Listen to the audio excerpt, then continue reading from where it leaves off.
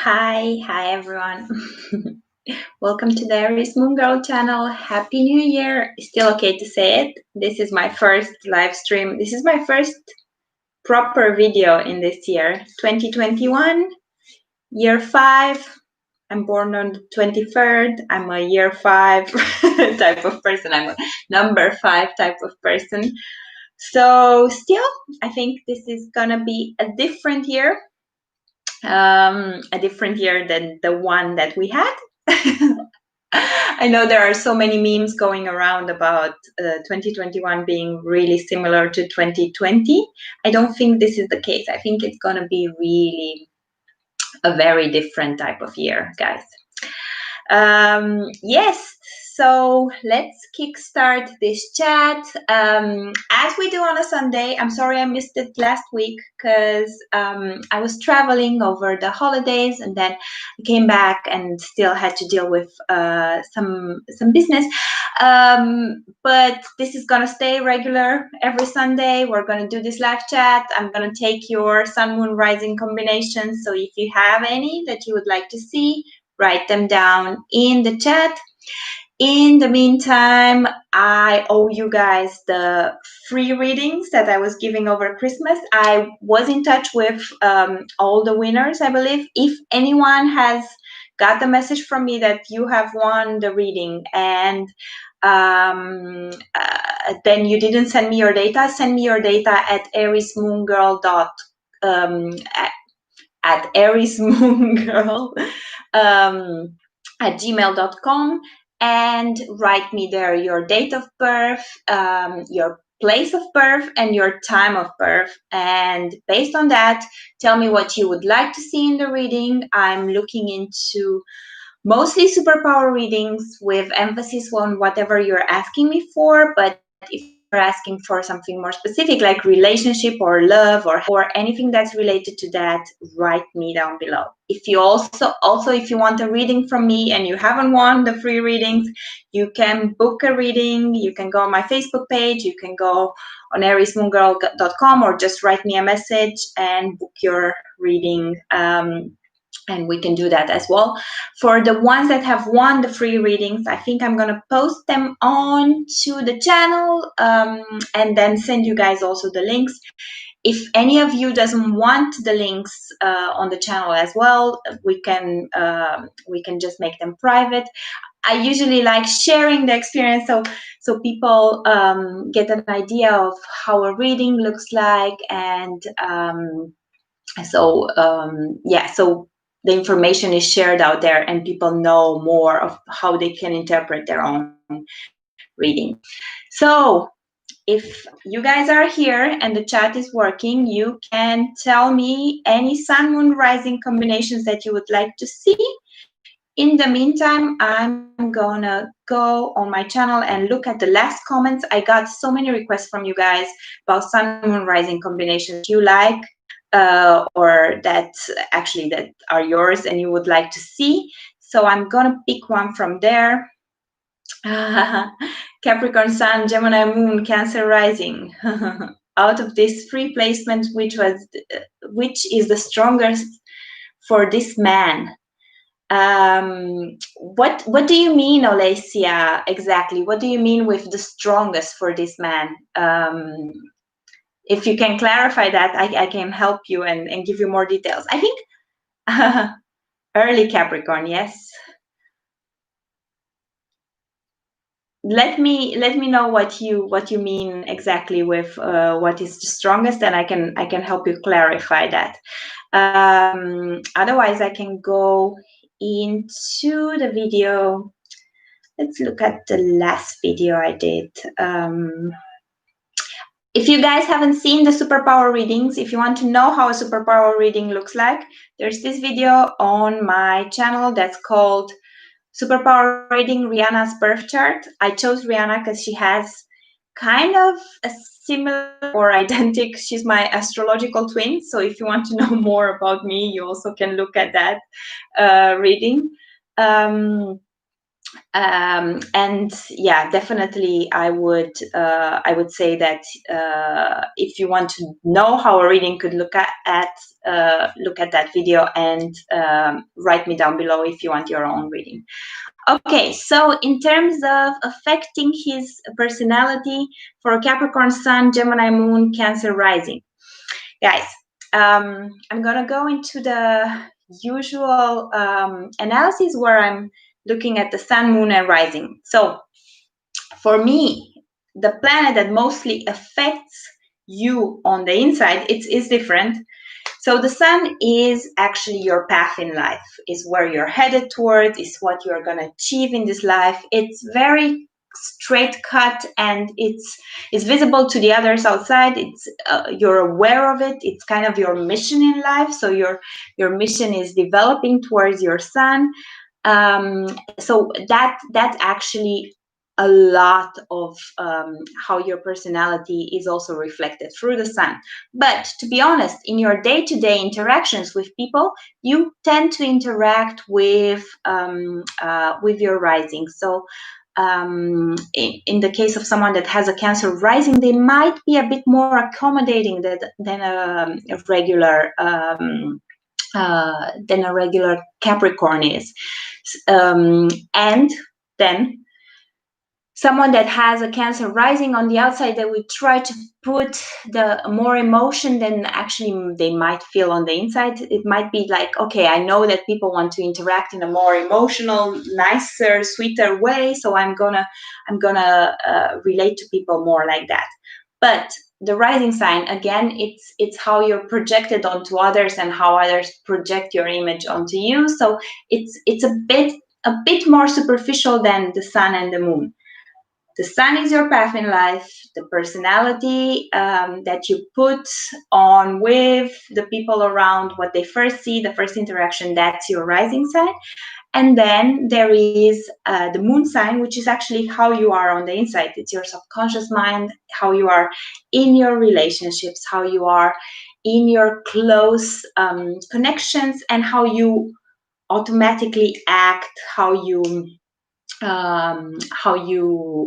interact with the ones that are really close, like your loved ones, the person that sees you every day. It's what you cannot hide from someone. It's, that subconscious part of you that comes to the light even when you want to hide it.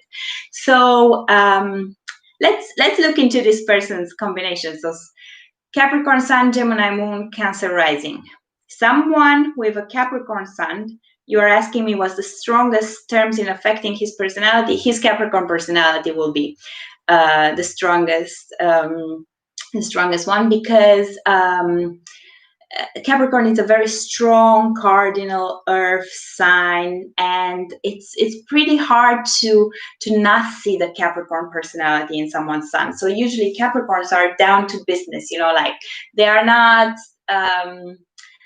clowning around, or like someone that's not in control of their emotions, in control of their life, in control of their situation.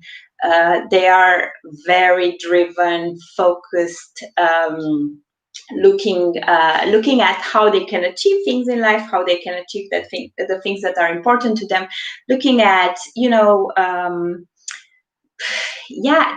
just conquering life, like climbing up and conquering what's the harder part in life. Nevertheless, I said that they are down to business and not funny, but then we're talking about someone that has a Gemini Moon. The Gemini Moon is so catchy, so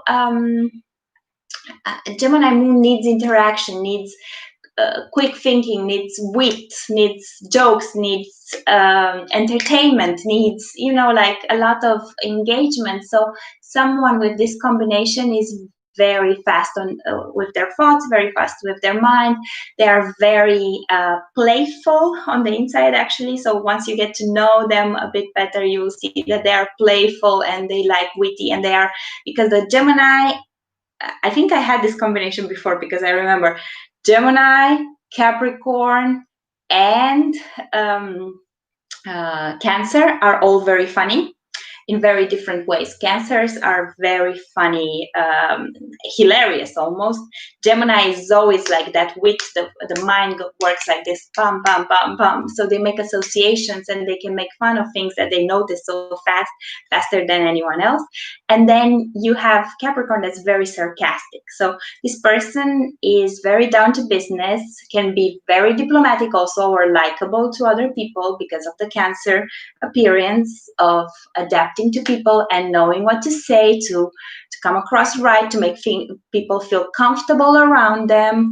At the same time, they can be extremely good business people, business minded, very fast thinkers, very much driven, very much achievers, very much go-getters. So just, I'm not going to keep it long because I think I had this combination before. Just if you're asking me what's the strongest, Capricorn is the strongest, and Gemini and Cancer play along to achieve those Capricorn goals in life, to achieve that Capricorn mission. So this person can be really fast on their mind, great businessman, really funny, really successful through also working hard, but also just pure intelligence and fast mind. Okay. Okay, Sama, you're asking me about Leo Sun, Gemini Moon, Taurus Rising. I haven't done it already, I think. Good. Let's do this then. Leo Sun. It's a bit redundant to say that I love Leo Suns because people usually love Leos. It's why do people usually love Leos? Why do people usually love Sun in Leo or feel comfortable around Sun in Leo? Of course, there are others that say Sun in Leo can be a bit arrogant, but why do people love Leos? Leo is ruled by the Sun. The Sun really feels comfortable there. The Sun just wants to heat everything up. This is what we get from the Sun. The Sun like just heats the earth up. And what happens when it's summer and when the sun is really shining on the sky and we get more hours? Everything like just blossoms and gets more and kind of explodes, and everything magnifies, and everything just feels so pleasant. Heat feels pleasant. It's all that the sun does to the earth, that you can think of that also with Leo. Also, there are days in summer when it can be too hot, things can get too dry from how much sun there is to burn, and you can just melt from the heat or burn, or so that's what can happen to that Leo energy as well.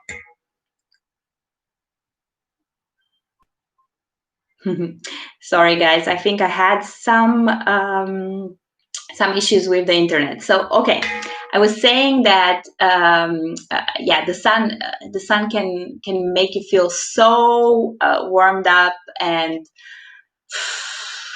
just happy and just blossoming and just exploding with joy, but it can also dry you or burn you or be too intense. So that's the thing with Leos as well. That's why people love Leos, because it's that fire energy contained. It's a fixed sign, so it's contained in one person. So usually they are just, like without doing much, because they don't necessarily go like Aries like that, goal driven, or they don't spread themselves like Sagittarius in more ways. They just have everything contained in them. So it's all like pure passion, pure joy for life, pure ambition. Leos have something also like they love to do things that are dignified, things that are good, things that put them in a good light, but they like to also shine their light on those that are around them. They like to make people that are around them feel good. They like to project that light onto people that are around them. This is one of the misunderstood things about Leos. People say, oh, they like all the spotlight on them, but it's like, okay, no, they like to feel that people feel their energy and feel good because of their energy. That's the secret with Leo. And with a Gemini Moon, this kind of it's again a similar thing, because Gemini Moon wants entertainment, wants to make people also feel good, wants, like, wants to be playful. Obama is a Leo Sun, Gemini Moon, and regardless what you might think, he has a very quick mind, very witty, very well spoken, but also very playful at the same time. So there is that thing about being being very strong still, but being playful, being childlike, that the Leo has. And then when you add Gemini to it, it's really, like, really playful, really engaging, really it's the energy of someone that you don't get bored around. And then when you add the Taurus rising kind of gives it a more stable energy. So Taurus also can give physical beauty. And I think with this combination, definitely the person that we're talking about needs to be attractive in a way, because Taurus is ruled by the Venus. It has a bit of more that sensual nature than Leo's usually. Like, if you look at the Leo, it's always that great posture and, like, some type of energy that comes from them. And then the playful Gemini Moon. So these are all characteristics of a person that could look youthful, could look beautiful, can be well spoken. Taurus can also give you a pleasant voice, and it can be, like, just because Taurus gives you that calmness that the other two signs might not give you, like, you can just feel calm in their presence, although they can be playful and strong. Taurus can have a bit of that, like, more sensuality, but also, like, calming aura that kind of puts you at ease. So definitely this person is very charming in this way. They can get lost a bit in in entertainment. I would see, I don't know, a comedian or an artist of some type, or like someone that really enjoys the pleasures of life, really enjoys, even a writer. They need to do something creative, like it's a very creative combination. So yeah, very successful also in arts, maybe dancer, maybe writer, like something creative needs to come out of this combination. Okay, thank you so much. Wonderful insight. My husband has a Leo stellium in the 4th house. Oh, that's so cute. Yes, okay, good. Any other combinations that you guys might want to see? Otherwise, I'm gonna pick one from the videos that we had. Yes, so I was going and looking at it. I don't know if I've done this before, but yeah, let's do this. Double stellium Libran. I don't know how to pronounce that word. That's embarrassing, but yes. Okay, so what do you think of the combination of Libra Sun, Scorpio Moon, and Rising? So Scorpio Rising as well. Okay, where do we start? Let's start with Libra. Let's start with Libra Sun. Libra is cardinal sign ruled by Venus, but it's also an air sign. Venus, the sign of beauty, the sign of the planet of beauty, the planet that has to do with balance, with harmony, with putting things in order somehow, in a harmonic order. So I think Libra stands very much for everything that's, just the right way, just the right amount of beauty, just the right amount of exchange, just the right, like my impressions with Libras, and because I have so much Aries as well. I'm really trying to concern myself with understanding Libras. My impression with Libras is that they really try to keep that fine balance. You know, like if there's too much of one person expressing themselves, they want to let the other one talk. If there's too much of something, you know, like that's why they are so well dressed, or that's why they can come across so diplomatic or so, because they have a good sense of just the right amount of something to make something pleasant, to make something beautiful, to make something harmonious. And I would say that the Libra comes across a bit more, they come across very charming. So usually Libra suns, and that's their goal in life, you know, like to come across charming, to come across beautiful, to come across eloquent, to, I think Lisa Sharp once said, a Libra's worst nightmare is to not be considered beautiful, or, you know, inside and out. And I can understand this somehow. I can understand, because they value this so much, you know, they just value this balance. So for them to kind of live a balanced life in that sense, and kind of achieve this type of harmony outside and inside, because it's Libra is the two players, you know, like for you and for me, is very important. So Libras usually come across way sweeter. Then you have Scorpio. Scorpios, I don't think Scorpios care so much if they come off sweeter or not. Sometimes Scorpios can be incredibly sweet, actually, but people don't talk about this. But Scorpios are, you know, like a mystery box, you know, like the black box that you close, and there's so much held within a Scorpio.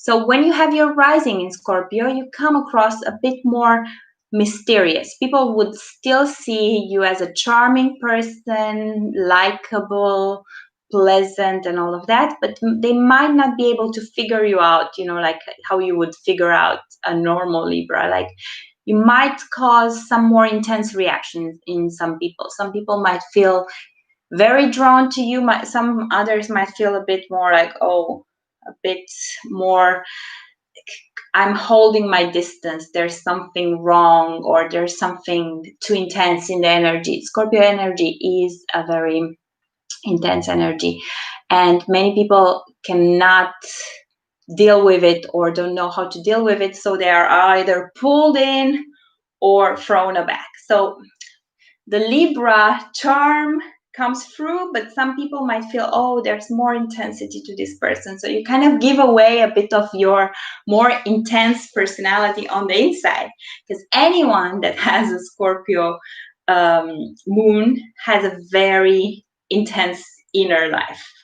Any Scorpio moon, water moons in general, I'm gonna probably do a series on moons and elements, because it's so interesting to look at people through their moon signs and through the element that rules them. So water moons are very, very much in touch with their feelings and the feelings of others, and that can be so overwhelming. It's like Pisces like gets lost, and Pisces moon gets a bit lost in the world a bit, and, you know, it's just too much. And Scorpio moon like feels it, you know, like it's like you are revealed some secrets that you don't even want to know, you know, about yourself or others, and you don't even fully understand. Or, you know, like you can sometimes, this is the thing with Scorpio, because it can see so deep, it can see in the deepest, darkest things of some people. So if you see the darkest, the shadow side of someone, you start to kind of I don't know, mistrust in a way. This is a thing with Scorpio, you know, like I know you have that shadow side in you, so I'm gonna hold myself also a bit back. I feel so much within myself, I feel so much within you. I know we're all not perfect, and I know that there is so much within me that I cannot let out. So the Scorpio moon is a blessing and a curse because it makes you feel so intense. People say that Moon in Scorpio doesn't feel really at home because it cannot release that emotion. Like Moon in Cancer releases the emotion a lot more, and Moon in Scorpio just holds it there. Like Scorpio really guards emotions, so it really holds them tight and keeps them safe from the world. Like Scorpio does us all a favor because they protect those emotions. They don't let them out. They don't let them like they don't burden anyone else with them. They keep them for themselves. Yeah, paranoia is strong with Scorpio moons too. Yeah, because you see so much and you don't want to necessarily let it out for other people to see it. You're like, oh my God, it's like I can see through this person and through this other person, and I don't want to let this out. So I'm gonna hold it inside, and that can be a bit draining or really strong. And I think someone that has a Libra sun, you have the Scorpio rising, so you might come across at times, although you have the Libra sun, you might come across at times really penetrating or saying something just to provoke. Libra can also do the provocation, like a play on words, or you really looking into someone's soul just so you can get that information and make your opinion about them, just so that you can understand on your inside if you can trust them or not. But then you always have that Libra sun that can make things really pleasant and nice. So it's a back and forth between the two energies, and it's Mars and Venus as well. So it's like on a fence, and then pulling back and being sweet, or being, not necessarily sweet, but like keeping the boundaries of courtesy and what's good and what's pleasant and what's nice. And Scorpios also don't like to irritate people, but it's like you're the type of person that cannot be tricked. You're very inquisitive. You want to understand what the person is about. Your mind really needs to put them in a box, or understand where they stand and what they are going to do. And sometimes your Scorpio rising goes after that, and then you might just cushion it with just diplomacy and being nice, lovable, likable. But on the inside, so much more about them, so you just keep that side for yourself. So you might come across more diplomatic, but you might know a lot more on the inside. And when someone gets closer to you, they might be able to see more of that darker inner side, or the fears that you're not letting out so openly, maybe with everyone else. Okay, thanks so much, especially with my Neptune and Uranus in the third. I think sometimes I say things that really shock people. Yeah, Scorpio risings can be intense, but that's a good thing. I think, like, sometimes you shock it, but I think with your Libra sun and with Neptune, you probably need cushion it up afterwards. I sometimes do the same. I have a Pisces rising, and then I have all my Aries planets there, but I have a Pisces Mercury as well. So I say things like very blunt, and then Neptune comes and cleans it up. Same with Venus for you, so it's not really such a big problem. Okay, any other people on here that want to have their combination read? If not, as I was saying, I'm going to let's see, let's open. Okay, the first one that came up is Scorpio Sun, Taurus Moon, and Libra Rising. Okay, and then I have a Taurus Sun, Aquarius Moon, and Leo Rising. Let me start with the Scorpio Sun, Taurus Moon, and Libra Rising.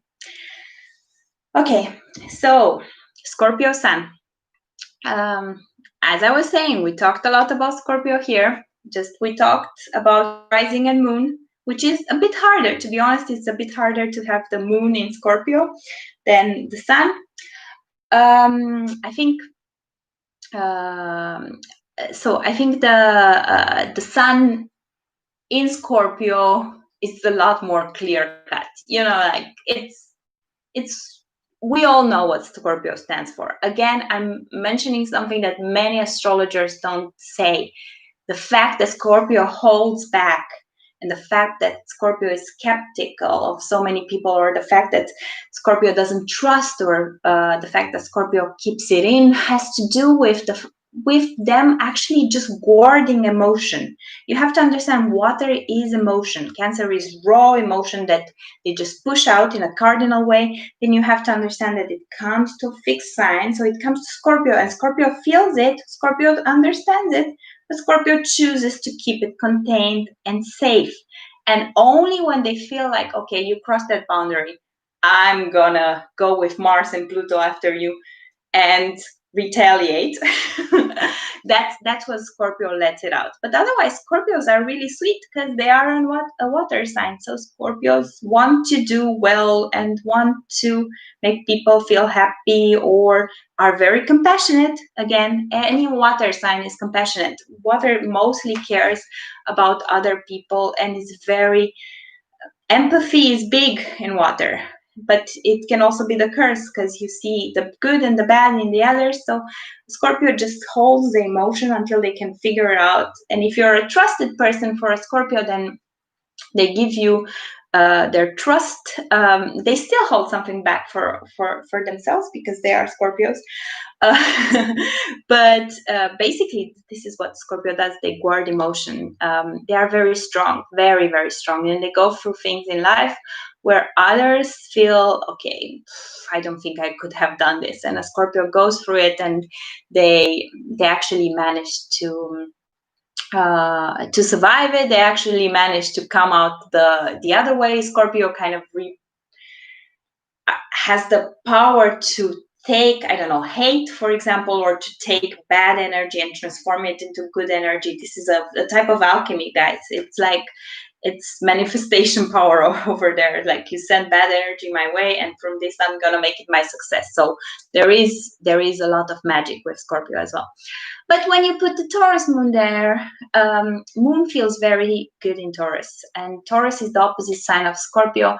Moon feels very balanced, very stable in Taurus. Moon really likes being there because, first of all, it gives them its stable emotions, so it's not so much up and down. But then with this rule by Venus sign, it feels like really nurtured. And Moon in Taurus really appreciates beauty, again, art. They appreciate music so much. So Taurus moons love music. They love food. They love, like the pleasures of life, whatever comes with Taurus. But they are also very balanced. And you have to understand there's two fixed signs that we talked about here. There's the Taurus and the Scorpio. So this person is very balanced in who they are. They know they can get through a lot. And because their emotions are balanced, their Scorpio force is even stronger. And the one thing that might be with the Taurus moon is that they don't like change so much. So they change gradually, and sometimes, because this is Scorpio with Pluto, but then just this balance, it makes it for a very strong person that can go through a lot in life, can still stay loving, can still stay grounded because it has what it needs, but at the same time, it's not someone you can mess with. So you can never like fully destroy a Scorpio with Moon in Taurus, because they, first of all, they regenerate really well, and then they are also very, very strong within themselves. Then the Libra rising gives an added layer of, it's great to have Libra on your rising. It's great to have anything Venusian on your rising. It's great to even have Neptune on your rising, because people like likable people. People like pleasant people, like people that are adjusting to them. And having Libra on your rising makes you just very, like pleasant for the eye, usually very likable in the interactions with others. You might come across very thoughtful. You might come across as very, like engaging, because it's an air sign. So only good things. And this will all, again, cushion that Scorpio a bit intensiveness. You might see it, so you'll see it in the sun, but this type of person will come across as, I don't know, maybe the office sweetheart with this combination, but they can be as strong as of a warrior that they want, but they can just come across sweethearts that bring with that Taurus moon, that bring sweets to the office, or just bring cake that they baked last night. So very strong combination, but in a very likable, like a sandwich of putting kryptonite between two very likable Venusian energies, and what comes out is something that's very strong and very powerful and very resistant with time. So I think it's a great combination to have. I see this person being able to navigate a lot of things in life. Okay, and then the last one, Taurus Sun, Aquarius Moon, and Leo Rising.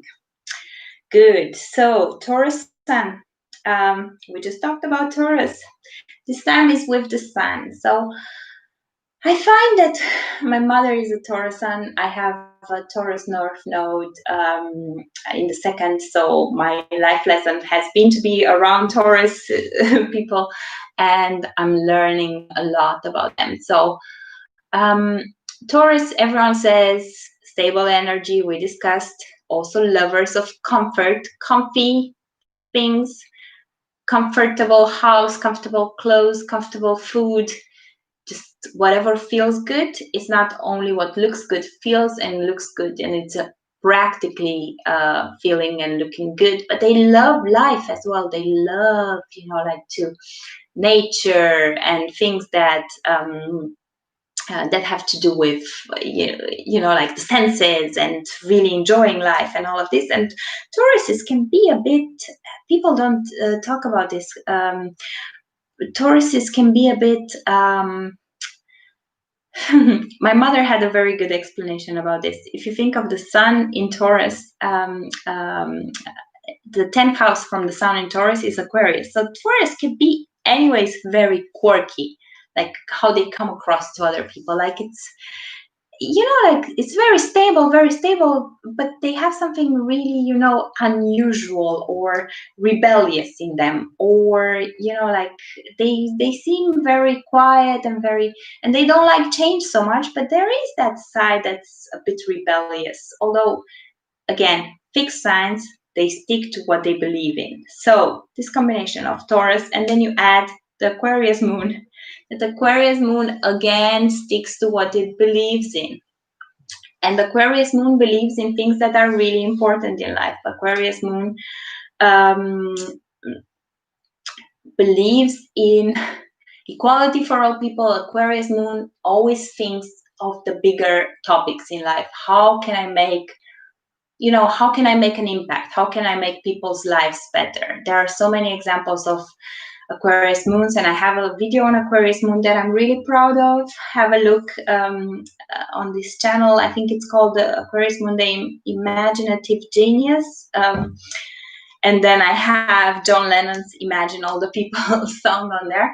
But it's really like Aquarius moon cares about the bigger goals. They care about large groups of people, how they can impact, how they can give, how they can, like how they can make a change in the world. And usually what people don't say about Aquarius moon, because air is very psychic in a way. Air feels a lot of things like water does, but air feels it in a different way. So that Aquarius moon energy is very open.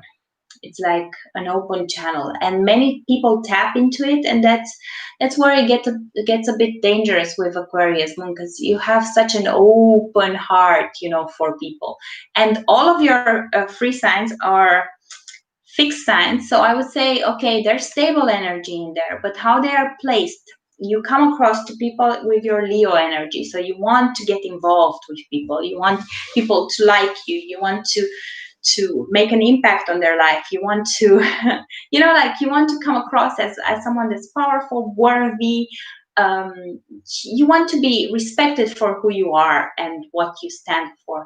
And then you have that big Aquarius heart, big Aquarius soul that's opening, and where Aquarius also wants to bring a contribution. And then you have the softness of Taurus that also has a bit of that sweet side. So I think how these things are placed, I think you as a person, and you can contradict me or let me know if this is true. I think you care about impacting people's lives. You care about making people, like bringing a contribution to people. You care about, although you are a Taurus can be also at times, I think, very to themselves. You care, if in your interactions you really care that you make a positive impact on people. And I think Taurus would usually want something that's more grounded and just have their peace, and they are happy to be a bit more retreated. But with having Leo and Aquarius there, you kind of need to go out there and do more and contribute more and be in a cause and like give more to people. You kind of need to, and you're strong enough to do it. At times that Aquarius Moon can also maybe take too much on, but you feel like, okay, I'm strong enough to fight for this cause, for these people. I don't know what your cause is, but you probably will have a cause, because an Aquarius Moon has a cause. And that Leo rising also gives you the necessary force to really enforce it in the world. So I would use this power for good. I don't know what your cause is, but I could see you really getting active in something that you believe in and in contributing to people in general. So you also have Jupiter in the 4th house. Yeah. Yeah. I don't know. With Jupiter in the 4th house, I would need to see the whole chart to tell you what exactly your calling is. But you probably know your calling. My recommendation is just to follow that calling. Okay, guys. So this was the union leader. I wanted to say an activist of some type. Union leader is definitely what it's a really good fit, definitely. So yeah, I think you need to lead a cause, and that's a good way to be. Teacher first, 4th house Jupiter also makes full sense. And and Aquarius is also a teacher as well. And this is the time of Aquarius, guys. If you haven't seen my video, it's if anyone has Aquarius somewhere, go and ask yourself, like what is your contribution for this day and age? Most of us, we all have Aquarius somewhere, but I mean like really planets in there. And if you have Aquarius influences, and work with those. Okay, so this was the live chat for today. I'm gonna come back next Sunday. So for those of you that I didn't get to answer, next Sunday around the same time, or I'll just pick the comments from here and we'll continue. I'm doing this every Sunday, so just tune in for it. Until next time, I'm gonna start publishing also the free readings that I gave away over Christmas. If you want a free reading, write me, aries-moongirl@gmail.com. If you have won a free reading and I haven't entered in contact with you, or you haven't sent me the details, that's what I meant. Otherwise, I'll continue with Sun, Moon, Rising combinations. And until next time, I'm Aries Moon Girl. I care about the stars, but most of all, I care about you. And this is why I do these videos. Bye-bye, guys.